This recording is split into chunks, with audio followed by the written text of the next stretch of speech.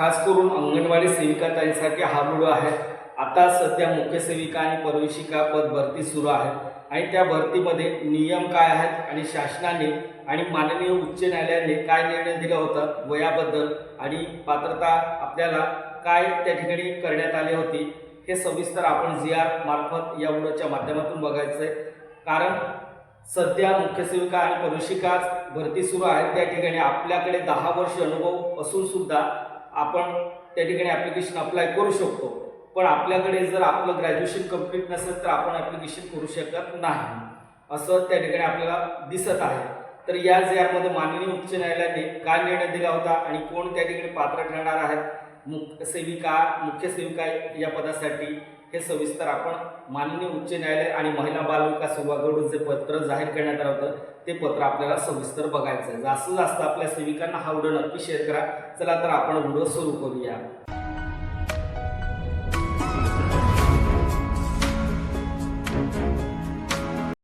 अंगणवाडी सेविके या पदावरून मुख्य सेविका प्रवेशिका या पदावर निवडीद्वारे पदोन्नतीने नियुक्ती करताना वयोमर्यादेच्या अटीमध्ये बदल करण्याबाबत GR आहे। आता हा GR तुम्ही काही व्हिडिओमध्ये पाहिलं असेल तर काही व्हिडिओमध्ये तुम्हाला डायरेक्टली असं एक्सप्लेन करून दिलं असेल, तर आपल्याला डायरेक्टली GR तुम्हाला दाखवणार आहेत। महाराष्ट्र महिला बालविकास विभाग शासनाकडून एकूण संदर्भ 6 नुसार हा आदेश करण्यात आला आहे।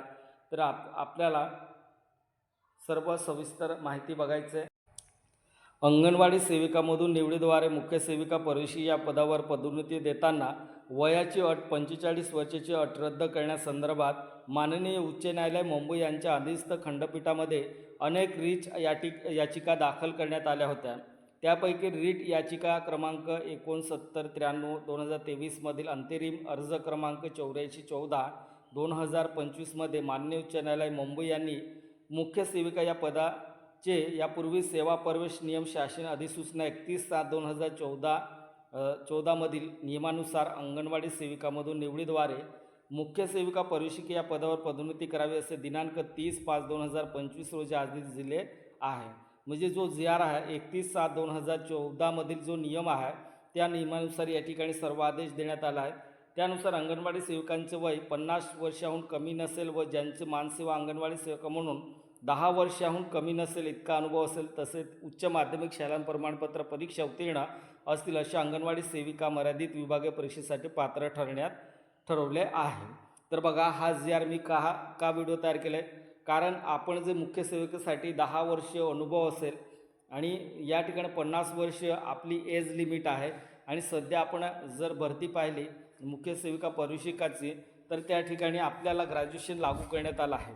आपण जर ग्रॅज्युएशन केलं असेल तरच आपण त्या ठिकाणी अर्ज करू शकतो, अप्लाय करू शकतो। आणि या उच्च न्यायालयामध्ये काय निर्णय देण्यात आला होता आणि भरतीमध्ये वेगळा नियम दिसत आहे, त्याच्यासाठी हा व्हिडिओ तयार केला। आणि या GRच्या मार्फत तुम्ही त्या ठिकाणी तक्रार करू शकतात, कारण ज्या उच्च न्यायालयाने निर्णय दिला आहे तो निर्णय बाजूला ठेवून आणि दुसराच त्या ठिकाणी नियम लागू करून ती भरती केली जात आहे।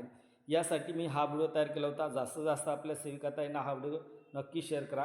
आणि अंगणवाडी सेविका 65 वर्षापर्यंत सेवा देण्यासाठी सक्षम मानली जाते। ती 58 वर्ष सेवानिवृत्ती वय म्हणजे असलेल्या मुख्य सेविका प्रवेशिका म्हणून सेवा करण्यासाठी कशी काय सक्षम मानली जात नाही, या गृहीतकांच्या आधारे 8/5/2026 रोजीच्या आदेशान्वये मुख्य सेविका प्रवेशिका या पदाच्या दिनांक 4/6/2021च्या सेवा प्रवेश नियमातील नियम 7 मधील अंगणवाडी सेविका या पदावरून मुख्य सेविका या पदावर निवडीद्वारे पदोन्नतीकरिता वयाची 45 वर्षाची अट रद्द केली आहे। या दोन्ही आदेशाचा एकत्रित विचार करून अंगणवाडी सेविका या पदावर मुख्य सेविका या पदावरील निवडीद्वारे पदोन्नतीच्या अनुषंगाने मर्यादित विभागीय परीक्षेच्या बसण्यासाठी वयोमर्यादाचे निश्चित करण्याची बाब शासनाच्या विचाराधीन होती। अंगणवाडी सेविका या पदावर मुख्य सेविका या पदावर निवडीद्वारे पदोन्नतीच्या अनुषंगाने मर्यादित दिनांक अंगणवाडी वय 50 वर्षापेक्षा जास्त नसेल अशी अट करण्यास शासन मान्यता देण्यात येत आहे। या सेवा प्रवेश नियमामध्ये आवश्यक बदल करण्यात येतील। सदर शासन निर्णय महाराष्ट्र शासन www.maharashtra.gov या वेबसाईटवरती तुम्हाला हा GR डाउनलोड करता येणार आहे। तर या पद्धतीने अशी मेथड त्यांनी दिली आहे आणि आता जर भरती पाहिली तर भरतीमध्ये वेगळंच त्या ठिकाणी पॅटर्न दिसतं आणि शासनाने जो उच्च न्यायालयाने निर्णय दिला आहे तो वेगळा निर्णय आहे. तर आता ते एकमेकाशी जोडत नाहीत, तर या ठिकाणी कुठेतरी सेविकाताईंवरती अन्याय होत आहे असं मला वाटत आहे. कमेंट करून नक्की सांगा. धन्यवाद.